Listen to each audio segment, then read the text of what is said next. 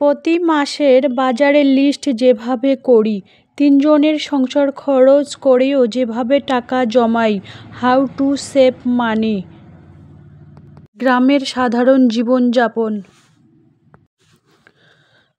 জীবনের প্রতিটি অধ্যায়ে সমস্যা থাকে। এই পৃথিবীতে এমন কোনো মানুষ নেই যার জীবনে কোনো সমস্যা নেই। আমরা প্রত্যেকেই নিজস্ব লড়াইয়ে প্রতিনিয়ত ব্যস্ত থাকি, কিন্তু জীবনের সবচেয়ে বড় সুখ হলো কি জানেন? স্বামী স্ত্রীর মধ্যে ভালোবাসা বা বোঝাপড়া বা দুজনের মধ্যে একটা আন্ডারস্ট্যান্ডিং সব থেকে বড়। সংসার ছোট হোক বড় হোক, স্বামী স্ত্রীর মধ্যে যদি একটা ভালোবাসার মিল বন্ধন থাকে, তাহলে পৃথিবীর কোনো শক্তিও নেই তোমাদের মধ্যে ঝগড়া লাগিয়ে দেবার। একটা শান্তির ব্যাপার আছে। স্বামী স্ত্রীর মানে একে অপরের চোখের ভাষাকে বুঝতে যাতে পারে, মানে না চাইতে কোনো জিনিসের অভাব, মানে গৃহিণীরা কিন্তু চায় না যে আকাশের চাঁদ পেড়ে আমাকে আমার হাজব্যান্ড দিক। ওরা কিন্তু প্রত্যেক মেয়েরাই কিন্তু ছোট ছোট খুশিতে খুব খুশি হয়। আর স্বামীর একটু ভালোবাসা পেলেই কিন্তু ওরা একেবারে শান্ত নদীর মতো হয়ে যায়। সেই জন্য প্রত্যেক পুরুষকে না তার স্বামীকে বোঝা উচিত। আর প্রত্যেক নারীকে প্রত্যেক পুরুষকে তার স্ত্রীকে, ওয়াইফকে বোঝার মতো ক্ষমতা আল্লাহ দান করুক। আর প্রত্যেক ওয়াইফকে তার স্বামীকে বোঝার মতো ক্ষমতা আল্লাহ দান করুক। এটাই আর কি, আমি যতটুকুই পারি ততটুকুই তোমাদের কাছে শেয়ার করার চেষ্টা করি। আর নতুন দিনে নতুন আর একটি ভ্লগ ভিডিও নিয়ে হাজির আমি আপনাদের মাঝে সাভানা। ছোট্ট একটা গ্রাম, কোচবিহার জেলা থেকে বলছি, দিনহাটা থেকে বলছি। তো welcome back to my channel. আসসালামু আলাইকুম। তোমরা সবাই কেমন আছো? আমি আশা করি তোমরা সকলে ভালো আছো। আলহামদুলিল্লাহ আমিও ভালো আছি। আর আমার পরিবার পরিজনদের নিয়ে আলহামদুলিল্লাহ আমি ভালোই আছি। আর আমার প্রাণপ্রিয় কলিজা আপু ভাইয়ারা তোমরা সবাই কেমন আছো? আমি আশা করি তোমরা সকলে ভালো আছো। তো প্রতি মাসে বাজারের লিস্ট যেভাবে করি, তিনজনের সংসার খরচ করেও যেভাবে টাকা জমাই, সেই ব্লগটাই আজকে তোমাদের কাছে আমি শেয়ার করব। দেখুন, সবচেয়ে ইম্পর্ট্যান্ট কী হচ্ছে জানেন? সবচেয়ে ইম্পর্ট্যান্ট হচ্ছে একটা গৃহিণীকে কিন্তু প্রত্যেক মাসেই কিন্তু মানে কারো না কারো হাজব্যান্ড যে কোনো কাজের সাথে জয়েন্ট আছে, কিন্তু প্রত্যেক মাসেই কম বেশি প্রত্যেক হাজব্যান্ডে কিন্তু মেয়েদের কাছে কিন্তু কিছু টাকা তুলে দেয়। মানে যার যেরকম ইনকাম সে সেরকমভাবে কিন্তু খরচের যে বাজারের যে একটা মাস কাবারি বাজারের যে একটা খরচের একটা যে টাকা বা বেতন, সেটা কিন্তু তুলে দেওয়ার চেষ্টা করে। আর আমাদের মেয়েদের কিন্তু সেই খরচের লিস্টে কীভাবে বানাতে হবে, খাতা কলম নিয়ে প্রথমে কিন্তু একটা লিস্ট বানাতে হবে। মাসের শুরুতেই একটা লিস্ট করে সেই লিস্টের মধ্যে আর কি যেটা যেটা দরকার সেটা দরকারি জিনিস লিস্ট করতে হবে। তাহলে কিন্তু যে খরচের যে একটা আইডিয়া সেটা আইডিয়া কিন্তু আপনা আপ চলে আসবে।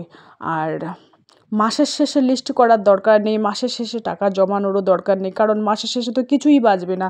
তো রাখবেই বাকি, জমা রাখবেই বাকি। তো তিনজনের সংসার খরচ করে যেভাবে আমি টাকা জমাই, দেখুন আমরা কিন্তু আগে 3-4 জন খেতাম, কিন্তু এখন 3 জন, যেহেতু হাজব্যান্ড প্রবাসে থাকে তো মাঝে মধ্যে আর কি হাজব্যান্ড চলে আসে, তো 3 জনেই ধরলাম আর কি।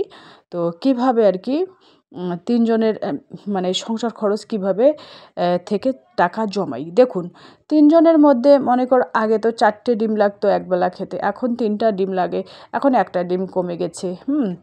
তো আমি কিন্তু এভাবে আর কি বাজারের লিস্টটা করে নিই, যেহেতু আজকে 8 তারিখ, তো আমি 8 তারিখে আর কি বাজারের লিস্টটা করে নিলাম কী কী লাগবে না লাগবে। যেটা আমি দেখবো একেবারে নেই বাসায় সেটাই আমি লিস্ট করব। বলতে কি, একটা লম্বা লিস্ট করলে কিন্তু মনে করো সাপ্তাহিক লিস্ট তোমরা করতে পারো, 15 দিন করতে পারো, 10 দিনের করতে পারো, আবার 1 মাসেরও করতে পারো। 1 মাসের করলে কি হয় জানো? তাহলে খরচের যে একটা ধারণা বা একটা আইডিয়া সেটা কিন্তু বেরিয়ে আসে।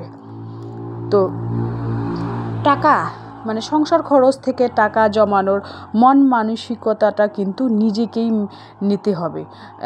একজন মেয়েকেই নিতে হবে সংসারের দায়িত্ব। যেহেতু আমরা মেয়েরাই করি, নেই, বেশিরভাগ মেয়েরাই কিন্তু সংসারের দায়িত্ব নেয়।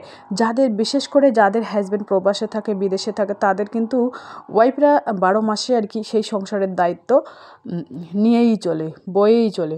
তো ওই সংসার খরচ থেকে না প্রথম অবস্থায় মানে পেমেন্ট তুলে দেওয়া মাত্রই ওখান থেকে 500 বা 1000 টাকা সরিয়ে প্লাস্টিকের ভাঁড়ে বা মাটির ভাঁড়ে যদি তোমরা রেখে দাও, তাহলে কিন্তু দেখা গেল মানে মাসের শেষে যে খরচটা আসলো, দেখা গেল ওখান থেকেও 50-100 টাকা আরও বেঁচে গেল। হ্যাঁ, সেই হিসাব করে কিন্তু খরচটা তোমাদের লিস্টটা তৈরি করতে হবে। যেমন যদি প্রত্যেক মাসে তোমাদের 15,000 টাকা খরচা হয়, তো ওখান থেকে তোমাকে 2,000 টাকা আলাদাভাবে ফার্স্ট পজিশনে আর কি সরিয়ে রাখতে হবে। নাহলে না দেমাকে আবার ওই টাকাটাও মনে হবে যে আমি ওই জিনিসটা কিনবো, এটার থেকে কিন্তু বিরত থাকতে হবে। দেখুন আমি কিন্তু এখানে মধ্যবিত্ত পরিবারের লোকের কথা বলছি। ধনী যারা চাকরি করো, 40-50 হাজার টাকা ইনকাম করো, তাদের কথাও কিন্তু আমি এখানে শেয়ার করতেছি না। আমি যেরকম মধ্যবিত্ত, কিন্তু আমি মানে আরও কিছুটা মধ্যবিত্ত আপুদের আর কি সম্পর্কে বলছি। মানে আমি যেভাবে আর কি সংসারটা পরিচালনা করি, তোমরাও চাইলে আমার মতোই আর কি সেই সংসারটাকে মেনটেন করতে পারো, আমার মতো বুদ্ধি খাটিয়ে।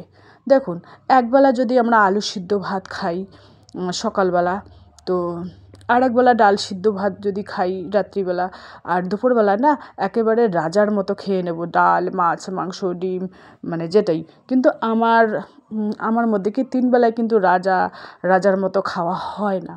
যদিও সপ্তাহে জোটে 1বার 2বার বা দিনে 1বার জোটে, কিন্তু সুখ দুঃখ মিলেই জীবন। সব সময় কি 3 বেলায় কি মাছ মাংস খেতে হবে, তাই না? শরীরের পক্ষে মানে শরীর যেটা অ্যাবজর্ব করে, মানে আমার মতে কি বলে জানো, সকালবেলায় আলু সিদ্ধ ভাত বা ডিম সিদ্ধ ভাত বা ডাল সিদ্ধ, রাত্রিবেলাও কিন্তু হালকা খাবার খেতে হবে। সকালবেলাটা আর রাত্রিবেলাটা হালকা খাবার খেতে হবে, আর দুপুরেরটা একটু ভালোভাবে খেতে হবে।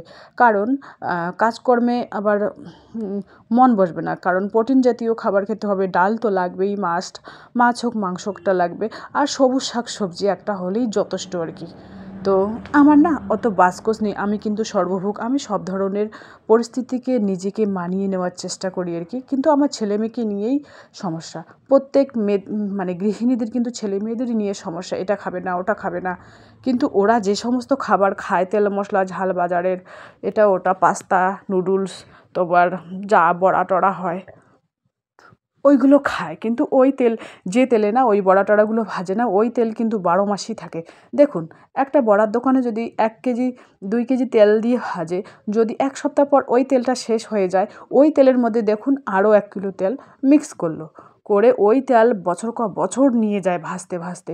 তো এখন ভালো করে তেলটা ঢাকলো কি না ঢাকলো, দোকানের মধ্যে টিকটিকি পায়খানা করে দিলেও কি, বা যে কোনো একটা সমস্যা হতেই পারে। আমি একটা বড়ার দোকানে আমার মেয়ে খেয়েছে, তো এসেই বলছে, আম্মু আমি না ওই চপের মাঝখানেই ওই টিকটিকির যে পায়খানাটা, কালো সাদা পায়খানা দেখা যায়, সেটাই দেখতে পেয়েছি। সেদিন থেকে সে দোকানে মেয়ে খায় না, আর আমি তো খাইই না বাজারের জিনিস, এরকম পরিস্থিতি।